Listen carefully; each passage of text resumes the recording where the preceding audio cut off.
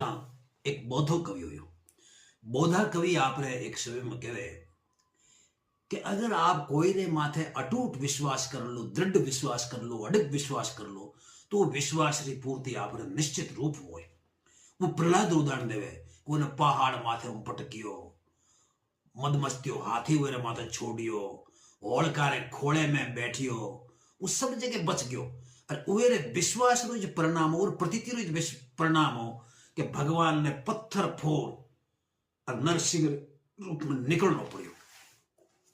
तो कई समय में कवि कहे कि वे प्रीति की रीति को जानत तो तब ही तो बचो गिरी डाहानते, गजराज चिकारी के प्राण तजौन जरियो संग होलिका दाहानते, कवि बोधा कछून अनोखो यह का बने नहीं प्रीति निभानते, प्रहलाद की ऐसी प्रतीति करे तब क्यों न कढ़े प्रभु पाहानते।